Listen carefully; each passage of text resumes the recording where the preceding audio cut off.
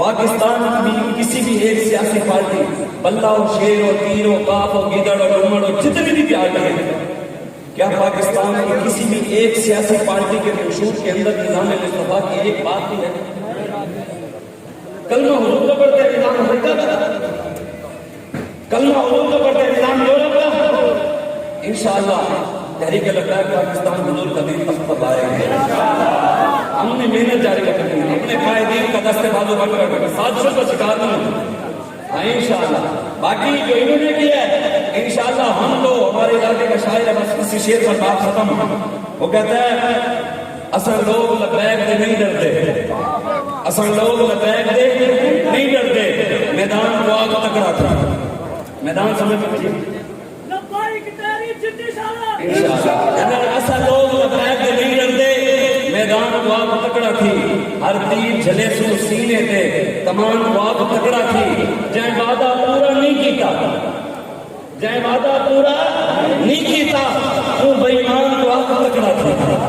ہم ان سے کہتے ہیں اب بتا، جو تم نے ہم پر ظلم کیے ہم نے تو اللہ اور اس کے رسول کے لیے برداشت کیے، لیکن انشاءاللہ جو ڈی چوک سے شروع ہوئے تھے وہ ڈی چوک میں ختم ہونے جا رہے ہیں انشاءاللہ.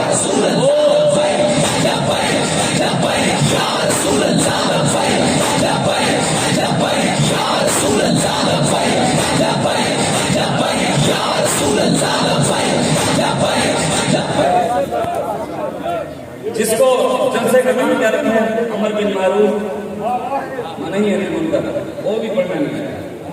کہتے ہیں امر بن معروف، امر معروف کا بیٹا ہے. آپ کو بتا کہ سنیں امر بن معروف کسی کو پڑھ کے نہیں کیا مطلب ہے جماعت ڈیڑے کے مولوی سانا نے اتنا بھی تصویر جب سے جماعت یاد کر کے جا کوئی ایک لفظ اس کے نہیں ہوتا. رب چاہتا ہی نہیں ہے کہ دین کی بات ہے ہماری بات اس کے منہ پہ بڑھائے.